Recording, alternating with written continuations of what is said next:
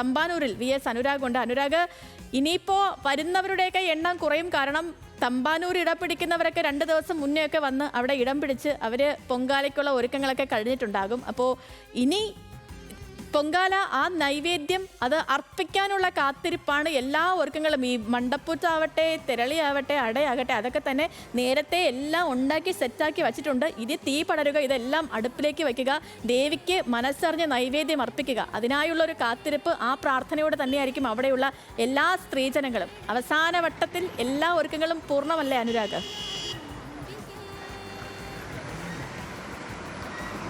തീർച്ചയായും തലസ്ഥാന നഗരത്തിന്റെ തലഭാഗത്താണ് ഞാൻ നിൽക്കുന്നത്. ഇപ്പോൾ ഇത് പെൺനഗരമായി മാറിയിരിക്കുകയാണ്. ഇപ്പോഴല്ല, ഇന്നലെ മുതൽ ഇത് പെൺനഗരമായി മാറിയിരിക്കുകയാണ്. 10 മണി കഴിയുന്നതോടെ ഇതൊരു യാഗശാലയായി മാറും എന്നുള്ളതാണ് കാഴ്ച.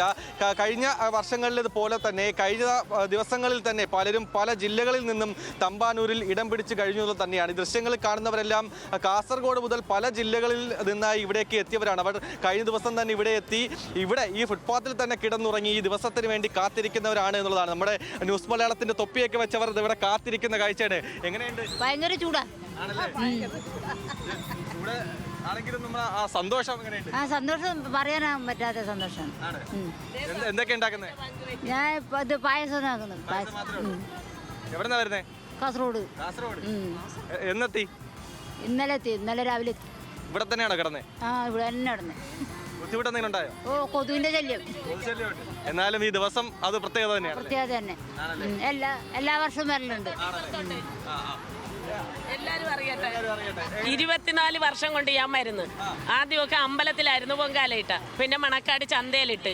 ഇപ്പൊ പിന്നെ ഞങ്ങൾ ട്രെയിൻ ഇറങ്ങി ഇവിടെ വന്ന് ഇന്നലെ രാത്രി 3:30 ആയപ്പോൾ വന്ന് അമ്പലത്തിൽ പോയി ക്യൂ നിന്ന് 5:20 തൊഴുത് ഇറങ്ങി. അന്നേരം വന്നതാ ഇവിടെ അടുപ്പൊക്കെ കൂട്ടി പൊങ്കാലയിട. നമുക്ക് വെയിലൊന്നും ഒരു പ്രശ്നമല്ലല്ലേ? വെയിലൊരു പ്രശ്നമല്ലേന്ന് ചോദിച്ചാൽ ഈ വർഷം ഓർക്കുവേ, ഇനി വരണ്ട എന്നും പറഞ്ഞു. പൊങ്കാലയുടെ ഡേറ്റൊക്കെ അടുത്തടുത്ത് വരുമ്പോഴേ ഒരാവേശം ഇങ്ങനെ വരും. ആവേശമൊന്നല്ല, ഒരു വെപ്രാളവാ. പിന്നെ ഈ പൊങ്കാല ഇട്ടിട്ട് വീട്ടിൽ പോകാൻ സമാധാനം എന്നിട്ടേ ഉള്ളു. ഇനി ആരെല്ലാം വീട്ടിലുണ്ടെങ്കിൽ ഇതൊന്നും ഒരു പ്രശ്നമല്ല.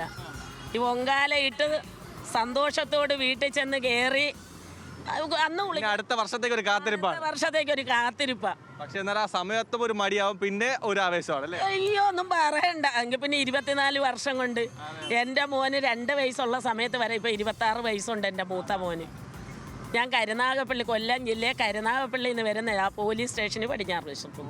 അറിയുമോ കരുനാഗപ്പള്ളി? അറിയാതെ. എന്തായാലും സന്തോഷം തന്നെയാണ്. ഇവരുടെ ഈ വാക്കുകൾ കാണുമ്പോൾ തന്നെയാണ് ആ സന്തോഷം എന്ന് പറയുമ്പോൾ. എങ്ങനെയുണ്ട്? സന്തോഷം. തൊപ്പി എങ്ങനെയുണ്ട്? തൊപ്പി അടിപൊളി. ആ സന്തോഷം തന്നെയാണ് എല്ലാവരുടെയും. ഏതായാലും ആ സമയത്തിന് വേണ്ടി കാത്തിരിക്കുന്ന കാഴ്ച തന്നെ. ഇവിടെ ഒരു അമ്മ വന്ന് നിൽക്കുന്നുണ്ട്. അമ്മ എങ്ങനെയുണ്ട്? സന്തോഷമല്ല മോനെ, എന്റെ ഭർത്താവിനെ കണ്ടില്ല. രാവിലെ കാപ്പ് കുടിക്കാൻ പോയി, ഇതുവരെ എത്തിയില്ല. പുള്ളി ഇവിടെ കറങ്ങി നടക്കുന്നുണ്ടാവും.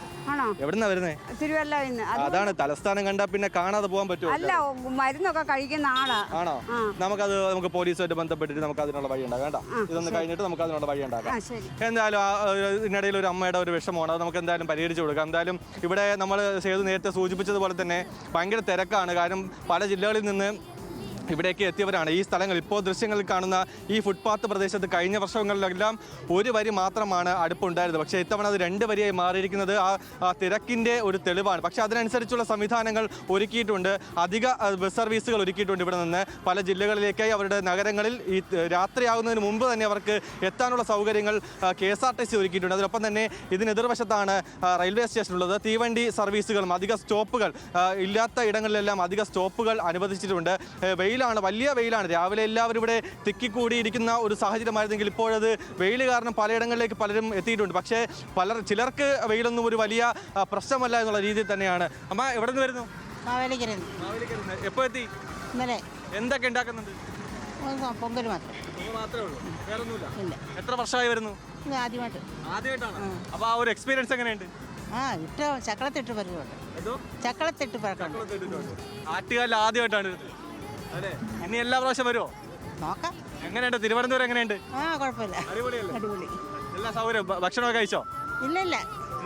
പൊങ്കാലിട്ട ശേഷം ഭക്ഷണം കഴിക്കുള്ളൂ അല്ലേ? അല്ലേ?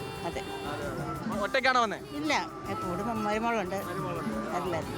ശരി. അങ്ങനെ എന്തായാലും എല്ലാവരും ആ ഒരു സമയത്തിന് വേണ്ടി കാത്തിരിക്കുകയാണ്. അമ്മ നമുക്ക് സെറ്റാക്കാം. ആ എന്തായാലും ആ ഒരു സമയത്തിന് വേണ്ടി കാത്തിരിക്കുക കാഴ്ച തന്നെയാണ് സേതു. ഈ സമയം 1 മണിയോട് ശരി അനുരാഗിലേക്ക് മടങ്ങി എത്താം. അതിനിടയ്ക്ക് തന്നെ നമ്മളോട് ആ വിഷമം പറഞ്ഞ അമ്മയ്ക്കൊപ്പം കൂടി അനുരാഗ് പോകണം. ആ അമ്മയുടെ സങ്കടം നമുക്ക് ആ പോലീസ് സ്റ്റേഷനിലേക്ക്, അവിടെ നിരവധി പോലീസുകാർ കാണും, കൺട്രോൾ റൂം കാണും. അപ്പോൾ അവിടെ എത്തി ആ അമ്മയുടെ സങ്കടം മാറ്റി കൊടുക്കണം. മറ്റൊരു നാട്ടിൽ നിന്ന് വന്ന അമ്മയാണ്. ശരി അനുരാഗിലേക്ക് മടങ്ങി വരാം.